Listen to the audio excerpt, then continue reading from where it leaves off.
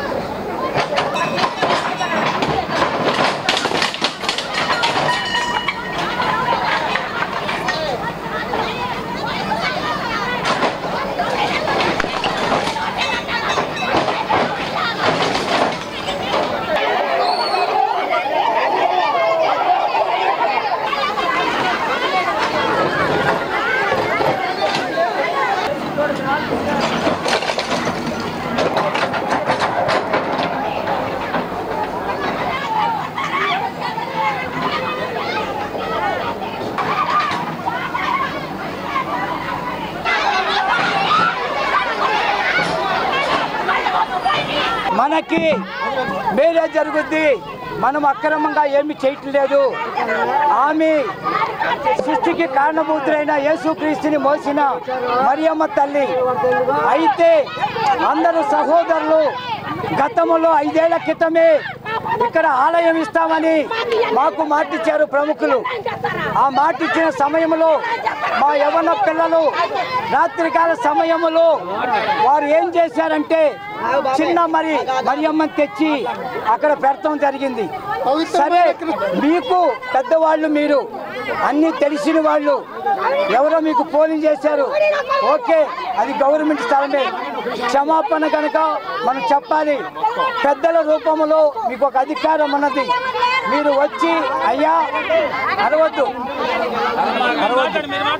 అయ్యా మీరు అది పెడతాం తప్పు అయితే ఆమె జన్మనిచ్చిన తల్లి ఆ తల్లికి మనము కూర్చొని మాట్లాడదాం అక్కడ పెట్టొద్దని ఫస్ట్ చెప్పాలి ఆ ఫస్ట్ అలాగ చెప్పకుండా మీరు చేసిన మొదటి కారణం ఏంటంటే మీ చేతిలో అధికారం ఉన్నదని మీరంతా రౌడీలుగా ప్రవర్తించడం అది చాలా తప్పు ప్రార్థన చేసుకుంటున్నాం అయ్యా ఇది తప్పు అన్నీ పడగొడతాము తర్వాత తీసేయమని మనకి చెప్పాలి ఆడపిల్లలను కొడతాం ఆడవాళ్ళను కొడతాం అంటే నువ్వు ఉద్యోగం ఉంటే రౌడీవా నువ్వు తప్పే ఖండించండి అది పెట్టకూడదంటే పెట్టకూడదు తీసేయండి తప్పు లేదు మీ ఇష్టంగా కొడతాం ఏంటి ఎవరెవరో ఫోన్లు చేస్తే పిల్లల్ని ఆ విధంగా కొట్టారు అది చాలా తప్పు కనుక మీరు పెద్దలుగా మంచి పరిష్కారం చేయండి న్యాయంగా జరగకపోతే మేము క్రైస్తవులుగా దేవుడు పిల్లలుగా మేము మొత్తం ధర్నా చేస్తాం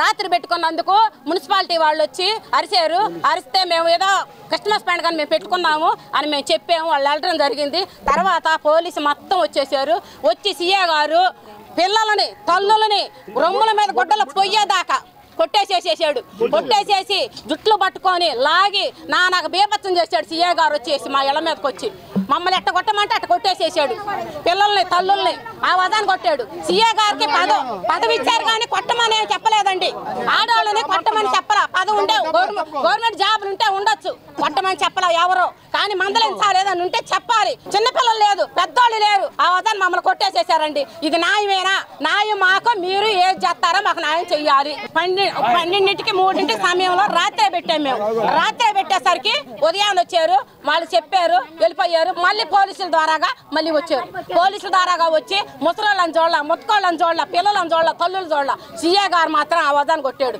ఏడుగురు తీసుకెళ్ళి మేము తప్పులు చేసామా మమ్మల్ని ఎందుకు చేయాలి అట్లా తప్పులు చేసిన వాళ్ళ కాడికి వెళ్ళమానండి వాళ్ళని చూడమానండి వాళ్ళని మెలకొని ఊరుకొని ఉత్తాలు మమ్మల్ని మా మీదకి వస్తే చెప్పలా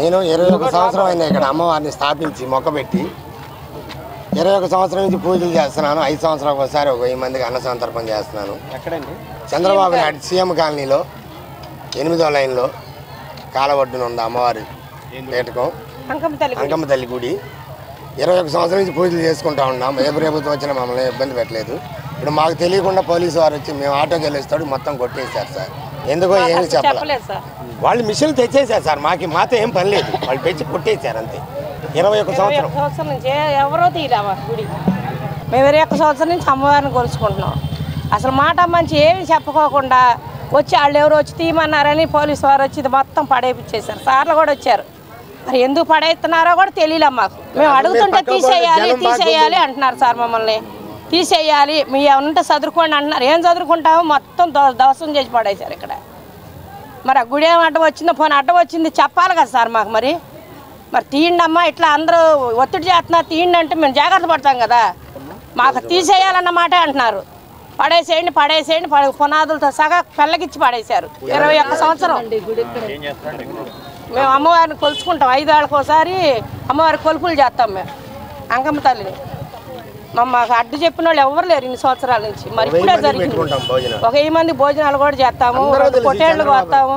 తెలుసు, కాలనీ మొత్తం తెలుసు. మరి ఎందుకు జరిగింది ఎట్లా ఎందుకు చేస్తున్నారో మాకు చెప్పాలి అసలు. మరి ఎవరిని కలవమంటారో ఎక్కడికి వెళ్ళాలో మరి ఏం చేస్తారో ఇప్పుడు వచ్చిన వాళ్ళు కలవాలి కదా సార్. మరి మేము 21 సంవత్సరం ఏ మగవాడు కూడా మా జోలికి రాలా. ఇప్పుడు నిలువున అమ్మవారిని కోల్దోచారు. వాళ్ళు ఏ ఒడ్డు పడతారో మమ్మల్ని ఏ ఒడ్డు పట్టిస్తారో వాళ్ళ ఇష్టం. 360 రోజులు దీపారాయణ చేసుకుంటాం. కేజీ నూనె 50 రూపాయల కాడి నుంచి 225 అయినా కానీ అమ్మవారి దీపారాధన ఆపుకోవాలా.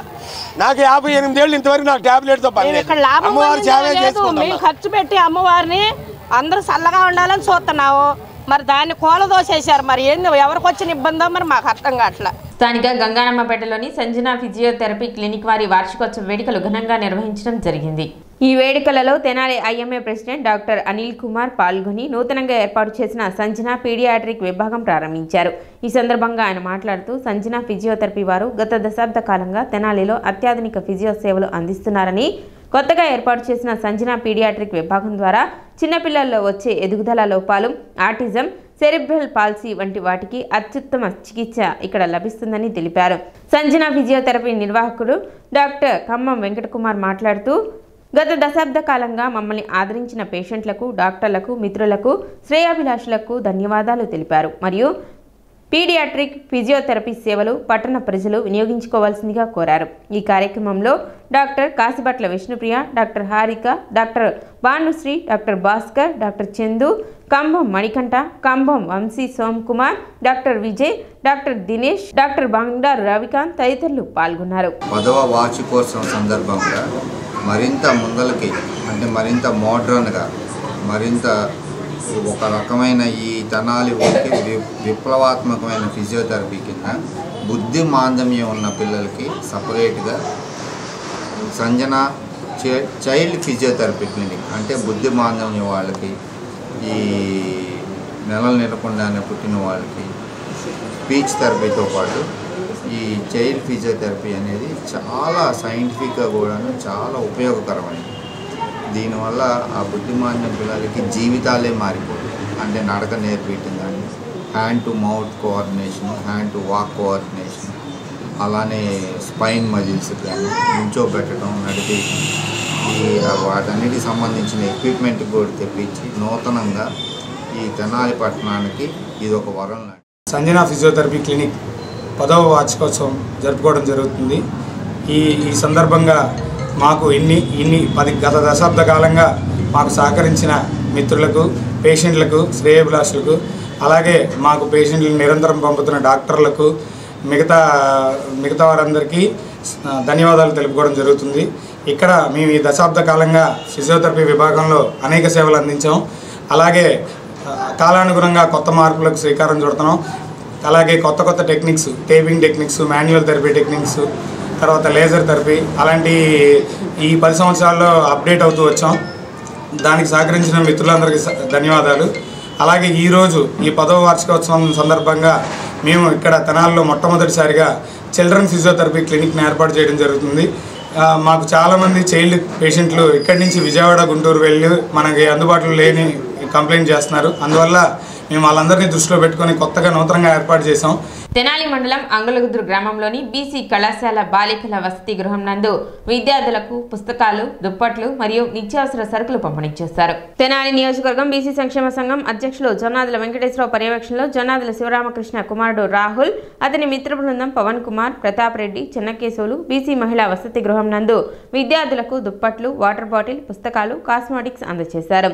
అదేవిధంగా బీసీ బాలుర వసతి గృహానికి 2 ఫ్యాన్లు వితరణ చేశారు. బీసీ సంక్షేమ హాస్టల్స్ అభివృద్ధిలో భాగంగా ఈ కార్యక్రమం చేపట్టినట్లు వారు తెలిపారు. కార్యక్రమంలో Surendra Mohan, hostel welfare officer గడ్డం సరోజిని, హరిప్రసాద్, కోటేశ్వరరావు, శివప్రసాద్, నందిపాటి ప్రశాంత్ తదితరులు పాల్గొన్నారు. బీసీ సంక్షేమ సంఘం తరఫున మరియు జొన్నాల శివరామకృష్ణ గారి కొడుకైన జొన్నాల రాహుల్ మరియు సన్నిహితులు వాళ్ళ ఫ్రెండ్స్ దాదాపు ఒక 7 సంవత్సరాల నుంచి ఈ విధంగా బీసీ హాస్టల్స్లో పిల్లలకు పుస్తకాలు పంచుతున్నాం. ఈ సంవత్సరంలో మహిళా హాస్టల్ అయిన తెనాలి జేఎంజే కాలేజీ తిరుగున్న మహిళా హాస్టల్లో పిల్లలకు పంచుతాం. దాదాపు గత 6 సంవత్సరాల నుంచి కూడా బాయ్స్ అయిన 10th క్లాస్ లోపల ఉన్న పిల్లలకి బీసీ హాస్టల్లో స్కూల్ బాయ్స్కి మేము పంచుతున్నాం. ఈ పంచే యొక్క ముఖ్య కార్యక్రమం ఏంటంటే బీసీ కులాలు కానీ బలహీన వర్గాలు కానీ అభివృద్ధి చెందాలనే కాన్సెప్టు. వీళ్ళని నేను దాదాపు ఒక 10 సంవత్సరాల నుంచి చెబుతుంటే వీళ్ళు 2-3 సంవత్సరాల తర్వాత వీళ్ళు అందరూ ఇన్స్పిరేషన్ అయ్యి సాఫ్ట్వేర్ ఇంజనీర్లు చదువుతున్నారు. రకరకాల ఏరియాల్లో సాఫ్ట్వేర్ జాబులు చేస్తున్నారు. ఈ జాబులు చేస్తూ వాళ్ళ సాయం కొద్ది సంవత్సరం ఒక 10,000 రూపాయలు చొప్పున 60-70 వేలు పోజేసుకొని ఇవాళ మహిళా హాస్టల్లో పంచుతున్నారు. ఈరోజు మా బీసీ కాలేజీ గర్ల్స్ హాస్టల్ తెనాలిలో జొన్నాదుల శివరామకృష్ణ గారు ఆధ్వర్యంలో జొన్నాదుల వెంకటేశ్వరరావు గారు ఈ కార్యక్రమాన్ని నిర్వహించినందుకు చాలా సంతోషంగా ఉంది. మీరు నిర్వహించే ఈ కార్యక్రమం వల్ల పిల్లల్లో చాలా ఉత్సాహం వచ్చింది సార్. వాళ్ళు బాగా చదువుకోవడానికి కానీ ఇంకా వాళ్ళకి ఏమైనా మోటివేషన్గా కానీ బాగా చెప్పారు. ఇప్పుడు ఒక చిన్న విరామం.